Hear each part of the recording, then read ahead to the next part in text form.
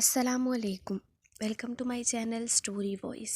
تمام video updates کے لیے میری چینل اسٹوری وائس کو سبسکرائب کر کے بیل نوٹیفیکیشن کو آن کر دیں۔ آئیے سنتے ہیں آج کی ویڈیو میں کسی کی زندگی پر بیتی ایک اور داستان۔ میرا تعلق ایک دیہات سے ہے جہاں ہم لڑکیوں کو تعلیم حاصل کرنے کے زیادہ مواقع نہیں ملتے تھے، تاہم میں ان خوش قسمت لڑکیوں میں سے تھی جن پر دیہات میں بھی تعلیم کے دروازے بند نہیں کیے جاتے، کیونکہ میرے والد دولت مند تھے اور دولت والے گاؤں کے ہوں یا شہر کے، رسم و رواج بھول بھی جائیں تو کوئی ان پر انگلی اٹھانے کی جرات نہیں کر سکتا، اس لیے میں اسکول جاتی تھی۔ ان دنوں ہمارے دیہات کے اکثر اسکولوں میں لڑکے اور لڑکیاں اس وجہ سے ساتھ پڑھتے تھے کہ حکومت پر ایک چھوٹی آبادی کے لیے الگ الگ اسکول بنا کر اور اس میں اسٹاف رکھنے سے اخراجات کا بوجھ بڑھ جاتا تھا، لہٰذا ایک اسکول سے ہی چھوٹے دیہاتوں میں کام چلا لیا جاتا تھا۔ یوں تعلیم کا انتظام لڑکوں اور لڑکیوں کے لیے مشترکہ ہوتا تھا۔ ہمارے اسکول میں بھی لڑکیوں کے لیے علیحدہ اسکول نہیں تھا، لڑکے لڑکیاں ساتھ پڑھتے تھے۔ میرے ساتھ ایک لڑکا پڑھتا تھا جس کا نام نذیر تھا۔ وہ میرا بڑا خیال کرتا تھا، اس لیے مجھ کو اچھا لگتا تھا۔ جس روز وہ اسکول نہ آتا میرا جی پریشان رہتا۔ حالانکہ سارے اسکول میں وہ شرارتی مشہور تھا، لیکن میرے ساتھ اس کا رویہ شائستہ تھا اور ہمیشہ مجھ سے مختصر بات کرتا تھا۔ مڈل پاس کرنے کے بعد میں نے اسکول چھوڑ دیا کیونکہ بابا جان کا خیال تھا کہ میں اب بڑی ہو گئی تھی اور میرا لڑکوں کے ساتھ پڑھنا ٹھیک نہیں تھا۔ بتاتی چلوں کہ ہمارا اسکول میٹرک تک کر دیا گیا تھا۔ 2 سال بعد میری بہن اسی اسکول میں پڑھنے جانے لگی۔ ایک روز میں نے اس کی کاپی چیک کی تو ایک تصویر اس میں رکھی دیکھی۔ حیران رہ گئی کہ یہ تصویر تو نذیر کی تھی۔ تمام پرانی باتیں یاد آ گئیں۔ میں نے وہ تصویر چھپا لی۔ جب موقع ملتا تو میں وہ فوٹو نکالتی اور سب سے چھپ کر دیکھتی۔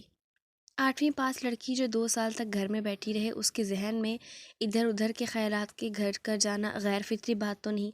میں بھی تصور میں چپکے نذیر کو چاہنے لگی، یہ سوچے بغیر کہ وہ کبھی مجھے ملے گا بھی یا نہیں۔ ایک دن چھوٹی بہن نے مجھے کہا کہ آپی، میری کاپیوں سے کوئی تصویر تو نہیں ملی؟ میں نے پوچھا کس کی؟ وہ بولی ایک لڑکی میری کلاس میں پڑھتی ہے، اس کے بھائی کی تھی۔ وہ ہر روز مجھ سے مانگتی ہے کیونکہ اس کے بھائی نے میٹرک کا امتحان دینا ہے اور یہ فوٹو اس نے بورڈ میں فارم پر لگا کر بھیجنی ہے۔ اچھا، میں تلاش کروں گی، میں نے جواب دیا۔ تلاش کیا کرنی تھی، تصویر تو میرے دل میں لگی تھی۔ خیر، صبح میں نے نذیر کی تصویر دردانہ کو واپس کر دی۔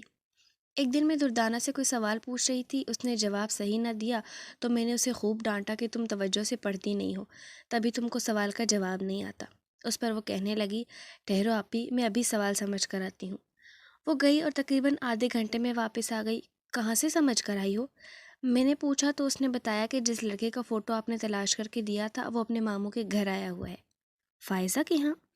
فائزہ نذیر کی ماموں ذات تھی جس کا گھر ہمارے گھر کے پاس ہی تھا۔ میں بڑی خوش ہوئی کہ جو میرے تصورات میں بسا ہوا تھا میں اسے دیکھ سکوں گی۔ ایک روز اپنے گھر کے برآمدے میں بیٹھی تھی کہ سامنے سے ایک لڑکا گزرا۔ ہماری زمینیں گھر کے ساتھ ہی شروع ہو جاتی تھیں، تب ان میں گندم کی فصل لگی ہوئی تھی۔ در کھلا ہوا تھا، میں برآمدے سے فصل کو دیکھ رہی تھی، تبھی میں اٹھ کر باہر گئی اور اس لڑکے کو پکارا، ٹھہرو، کون ہو تم؟ تمہیں خیال نہیں کہ تم نے گندم کی بالیاں اپنے قدموں سے روند کر خراب کر دی؟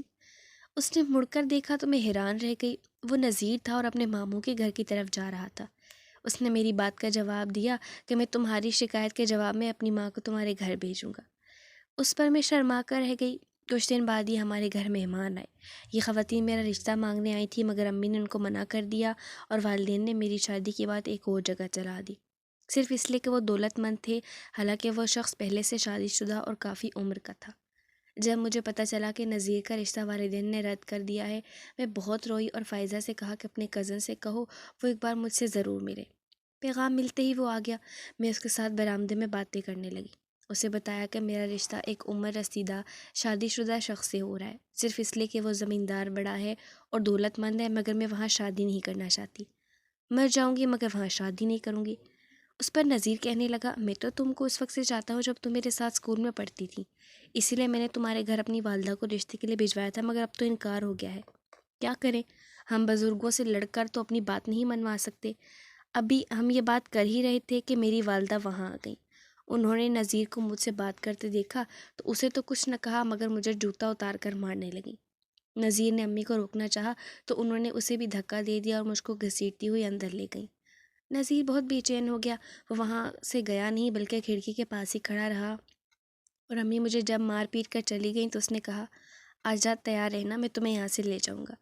نذیر کی اس بات پر مجھے یقین نہ آیا۔ جب شام گہری ہو گئی، امی اور بہنیں سونے کے لیے لیٹیں تو میں چپکے سے اٹھ کر کھڑکی کے پاس آ کر باہر کھیتوں کی جانب دیکھنے لگی۔ تبھی وہ کھیتوں سے نکل کر کھڑکی کی طرف آیا اور بولا، جلدی کرو، گھر سے نکل آؤ، دیر نہ کرو۔ میں نے کہا، مجھے ڈر لگتا ہے۔ نذیر نے اصرار کیا، ذرا ہمت کر لو، میں تمہارے ساتھ ہوں، ان لوگوں کو کیوں نہ ہم اپنی بے عزتی کا احساس دلا کر بدلا لیں۔ ڈرتے ڈرتے میں باہر نکل آئی۔ ہم کھیتوں چلتے بہت دور نکل آئے، جہاں سے نذیر کے دوست کے کھیت شروع ہوتے تھے۔ نہ جانے کتنی گھڑیاں اور کتنے کوس ہم پیدل چلے ہوں گے، میں تو تھکن سے لڑکھڑانے لگی۔ تبھی نذیر نے کہا، اب اگر نہیں چل سکتی تو یہیں کھیتوں میں رات گزارتے ہیں، میں جاگتا رہوں گا، تم سو جانا، صبح اذان سے پہلے ہی میرے دوست احسن کے گھر پہنچ جائیں گے۔ سونا تو کیا تھا اور نیند کس کو آنی تھی اس جنگل میں۔ اس رات ہم نے ہر وہ بات ایک دوسرے سے کہہ دی جو خاموشی کی زبان میں ہوتی ہے۔ صبح ہوتے ہی ہم احسن کے گھر پہنچ گئے۔ احسن کے والد نذیر کے چچا ہوتے تھے۔ انہوں نے جب ہمارا حال سنا تو پہلا کام کیا کہ ہمارا باقاعدہ نکاح کر دیا اور مجھ سے پوچھا، کیا تم راضی ہو اور اپنی مرضی سے آئی ہو نا؟ میں نے 4 گواہوں کے سامنے کہا کہ ہاں، میں راضی ہوں اور اپنی مرضی سے آئی ہوں۔ نکاح کے بعد نذیر مجھے چچا کے گھر چھوڑ کر خود ان کے ساتھ اپنے گھر گیا اور سب باتیں ان کو بتا دیں۔ گھر والوں نے پہلے تو اسے خوب لعن طعن کی کہ تم نے ایسی حرکت کیوں کی۔ آخر 6 دن اس کے چچا کے گھر رہنے کے بعد نذیر کے گھر والے مجھے اپنے گھر رکھنے پر راضی ہو گئے۔ چند دن سب نے اچھا سلوک کیا، مگر اس کے بعد آہستہ آہستہ نفرت ابھر کر سامنے آنے لگی۔ نذیر برسر روزگار نہ ہوا تھا۔ ہم 2 افراد کا بوجھ اس کے بھائیوں اور بھابھیوں پر بہت کھلتا تھا۔ اس کا جیب خرچ بھی بند کر دیا گیا تھا۔ ہم پائی پائی کو محتاج ہو گئے تھے۔ جب میرا بھائی پاؤں بھاری ہو گیا اور نذیر کی بھابھیوں کو پتہ چلا تو انہوں نے سوچا کہ اب ان کے بچے کا خرچہ بھی ہمارے خاوندوں پر ہوگا، تو انہوں نے ایک نئی چال چلی۔ سب نے مل کر مجھ سے کہا کہ تم اپنے والد کو خط لکھو کہ وہ آ کر تمہیں لے جائیں۔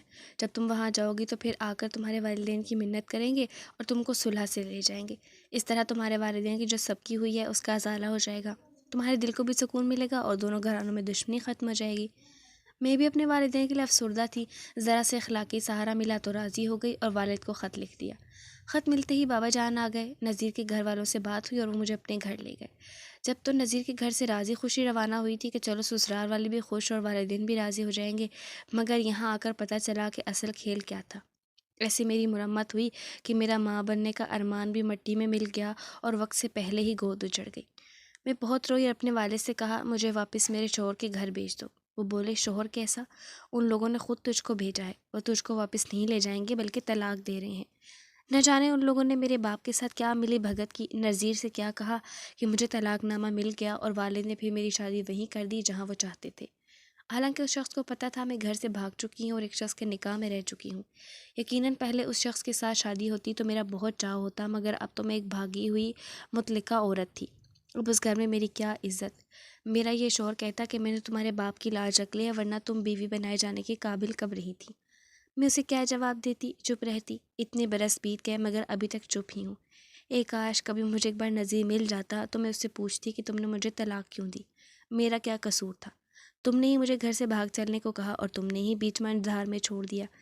کیا یہی میرے ماں باپ سے بے عزتی کا بدلہ تھا؟ سو تم نے لے لیا مگر میری زندگی برباد کر دی۔